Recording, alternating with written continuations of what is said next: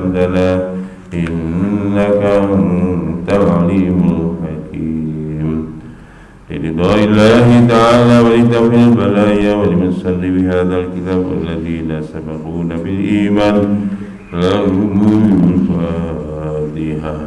أعوذ بالله من الشيطان الرجيم. بسم الله الرحمن الرحيم. الحمد لله رب العالمين الرحمن الرحيم مالك يوم الدين إياك نعبد وإياك نستعين اهدنا الصراط المستقيم صراط الذين أنعمت عليهم غير المغضوب عليهم ولا الضالين آمين. أعوذ بالله من الشيطان الرجيم. ولا تنكحوا ما نكح آباؤكم من النساء إلا ما قد سلف إنه كان فاحشة ومقتا وساء سبيلا. Kita lanjut yang minggu lalu. Wala tangkihu ma nakaha abaukum dan nisa. Janganlah engkau nikahi siapa saja yang telah ayah kalian menikahinya dari para wanita. Ini illa ma qad salaf, kecuali sebelum diturunkannya ayat ini atau sebelum hukum ini dikuatkan oleh Allah Subhanahu wa taala. 2 minggu lalu sudah kita bahas ini. Kalau kamu mengambil resiko itu, jadi innahu kana fahisyatan wa maqta wa sa'a sabila. Sungguhnya perkara yang demikian itu adalah perkara yang keji. Perkara yang keji kalau kamu nekat melakukan perbuatan itu. Wa maqta, dan dia dibenci oleh Allah. Perbuatan keji dibenci oleh Allah. Wa sa'a sabila, dan seburuk-buruk jalan. Ini ayat ini paralel ya dengan ayat-ayat yang lain seperti wala taqrabul fawahisha ma dhahara minha wa ma baton. Al-An'am 151. Janganlah engkau dekati fawahish, perbuatan zina, ma dhahara minha, yang terang-terangan artinya secara vulgar, wa ma baton, atau yang kamu lakukan secara tersembunyi. Niki jadi hukumnya kalau menikahi ibu tiri, ya, walaupun ibu tiri ini sik enum, sik nyis paribasane, kok kamu nikahi, kalau sudah dicerai atau ditinggal mati oleh orang tua kamu, maka itu hukumnya seperti zina. Ya, tolong diperhatikan, seperti zina. Maka hukumannya juga setimpal dengan hukumannya orang yang berbuat zina. Niku penjelasan yang ngoten. Di dalam ayat yang lain Al-Isra 32, wala taqrabuz zina innahu kana fahisyatan wa sa'a sabila. Demikianlah jangan kamu dekati zina, sesungguhnya zina itu adalah perbuatan keji dan seburuk-buruknya jalan. Al-Isra ayat 32. Jadi kalimat fahisyah wa sa'a sabila itu ternyata hukumannya adalah seperti hukumannya orang berbuat zina. Mulane hati-hati nggih. Masyaallah. Pun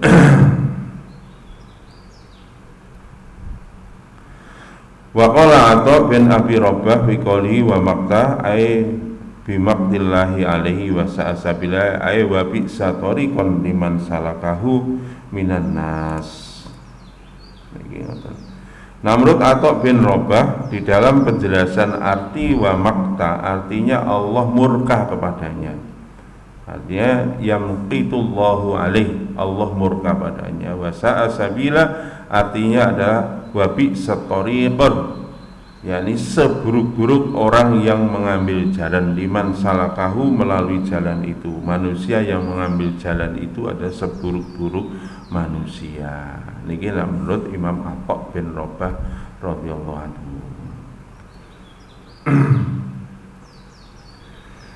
Babir yatin hani bin Umar an ammihi annahu ba'athahu Rasulullah sallallahu alaihi wasallam ila rajulin tazawwaja imra'ati abi min ba'di ayyuqtalahu wa ya'khudhu malahu. Niki.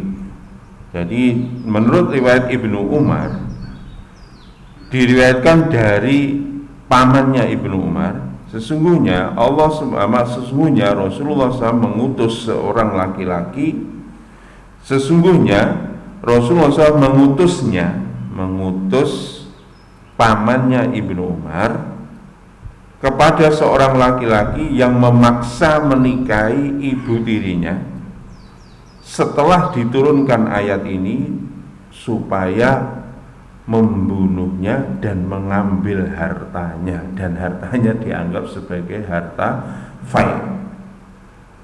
Jadi maaf, ini sangat buruk. Tidak hanya seperti zina, dosanya bahkan di riwayat ini lebih besar daripada zina. Kenapa? Karena statusnya dia seperti orang murtad. Statusnya seperti orang murtad. Dia dibunuh, kemudian hartanya pun boleh dijadikan sebagai harta rampasan. Ini makanya hati-hati nggih. Ini hukum secara syariat begitu, artinya kita bisa menakar dosis dosanya seperti itu besarnya. Makanya jangan sekali-kali nggih itu terjadi pada diri kita, pada naudzubillah jangan sampai terjadi. Makanya ini perlu diperhatikan ya. Nah, wong tuwek nggih wingi wis tak jelasno. Nah, pengen rabi meneh, ya rabi yo, tapi aja golek sing nom-nom ben anake niku ora pengen ora kepencut. Mulane hati-hati nggih. Pokoke nek wong tuwek kok pengen rabi meneh, pamane tinggal bojone oleh-oleh mawon, tapi aja golek sing enum-enum nggih. Nah, enum-enum nggih anake mandak pengen, waduh bapakku rek ra enak ngene iki carane. Niku mengganggu ngoten niku nggih. Mulane rabi sembarang, tapi aja golek sing enom, marahi anake pengen. Lah niki akibatnya ternyata kalau sampai nekat dosanya sangat besar, bahkan seperti orang murtad statusnya di dalam hadis ini. Di dalam riwayat hadasnya Asad Anadi bin Sabit an Barok bin Azib qala marrobi ammi Haris bin Amru wa mahu liwaun qad aqadahu lahu nabi sallallahu alaihi wasallam aina basakan nabiyyu qala basani ila rajulin tazawwaja imra'ata abihi fa amaroni an adribu unuqahu. Ini dari Amru dan bersamanya dari pamannya Haris bin Amru, pamannya Amris bin Haru. Sesungguhnya pamannya Haris bin Amru ini diberi bendera oleh Nabi Shallallahu Alaihi Wasallam, bendera perang. Maka aku pun bertanya Haris bin Amru kepada pamanku, wahai paman, kemana engkau mau diutus oleh Nabi? Maka pamannya menjawab, sesungguhnya Nabi mengutusku pada seseorang laki-laki yang kawin dengan ibu tirinya setelah cerai atau setelah diwafat ayahnya, dan aku diperintahkan oleh Nabi untuk memenggal kepalanya. Loh ini Pak, Jadi kula niki mboten anu nggih, engko jenengan menggal kepala aja iki hukumnya hukum Indonesia aja diterapne niki. Artinya nopo? Ini kita untuk melihat dosis dosanya sampai seperti itu. Mulane hati-hati nggih. Hati-hati. Ya, kalau mau negaranya berdasar hukum Islam ya monggo terserah. Kalau ini negara kita berdasarkan hukum yang ada di negeri kita, nggak boleh. Walaupun ada dasar hukum Islam pun tidak boleh main hakim sendiri yang berhak mengeksekusi atas putusan hakim. Orang tidak boleh main hakim sendiri. Apalagi kita hukumnya tidak pakai hukum Al-Quran. Itu begitu. Cuma ini untuk warning, peringatan bagi kita akan dosanya orang yang menikahi ibu tiri ternyata kelasnya seperti dosanya zina, bahkan lebih berat dari itu seperti dosanya orang murtad. Nauzubillah min dzalik. Niki ada permasalahan nggih. Waqat ajma ulama ala tahrimi min mut'atil abi bi tazwiji aw malikin aw syubhatin wa ikhtalafu fi man basyaraha bi syahwatin dunal jimai aw nadhara ila ma yahilu lahu an nadhru ila minha law kanat ajnabiyah. Iki Fana Imam Ahmad rahimahullah annahu tahrimun aidan bidzalika wa qad rawa Al-Hafidz bin Asakir ila akhirih anna maula Muawiyah qala ishtara li Muawiyah jariyah bayda jamilah faqalaha ala mujarradihi wa biyatihi qadib ajala yahudiyatu bihi ila mata'iha wa yaqulu hadza mata'un law kana lahu mata' hadza bila biha ila Yazid bin Muawiyah semaqalala ud'uli Rabi'ah bin Amru wal Jursi wa kana faqihan falamma taqala alaihi qala inna hadhihi ataita biha mujarrad fara'aitu min hadzalika wa dzaka ila akhirih. Faqala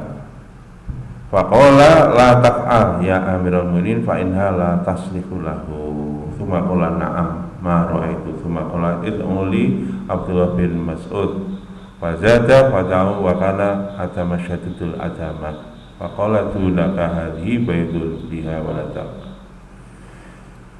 Ini ada satu problem, bukan problem nih. Artinya di dalam ini masalah fikih. Itu tadi kalau si ayah tadi menikah dengan ibu tiri nikah dengan ibu tiri kemudian dicerai, maka jelas hukumnya. Tetapi kalau ayah tadi punya budak ini problem. Kalau punya budak gimana? Apakah statusnya juga jadi ibu tiri kalau itu budak? Ini hukum fikih ya. Kalau sekarang nggak ada budak, ini kalau dulu begitu.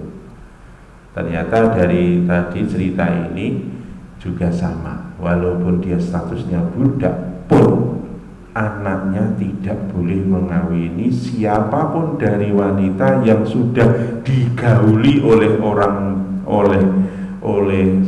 ayahnya, baik dengan pernikahan maupun tanpa pernikahan. Kalau tanpa pernikahan tadi budak itu tanpa pernikahan, maka seperti itu pun tetap haram. Ini dalilnya dulu Muawiyah, ceritanya Muawiyah itu di akhir hidupnya dia itu nikah dengan perempuan, bukan nikah ya, dapat budak perempuan Eropa cantik lagi, cantik. Akhirnya anaknya Yazid bin Muawiyah pengen anaknya Yazid bin Muawiyah pengen. Waduh, akhirnya disuruhlah minta fatwa ke mufti yang ada di pusat pemerintah Muawiyah itu di Damaskus ya, di Syria sana, minta fatwa kepada mufti, dan mufti memberi fatwa tidak boleh, haram untuk kamu.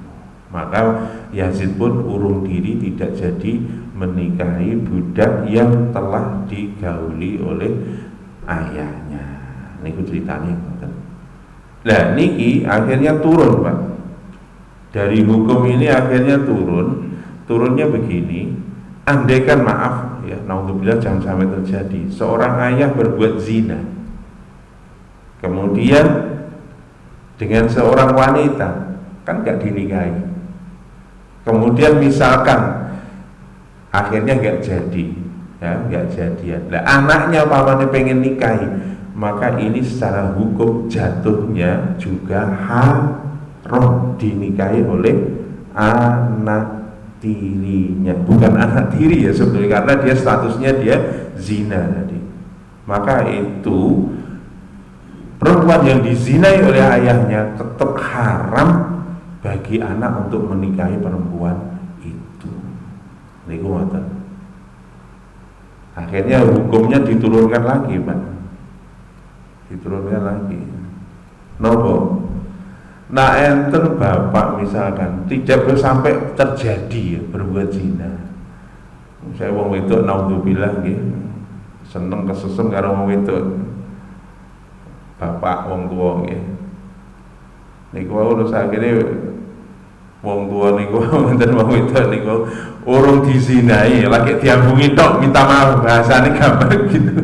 Lagi diambungi tok, urung digauli.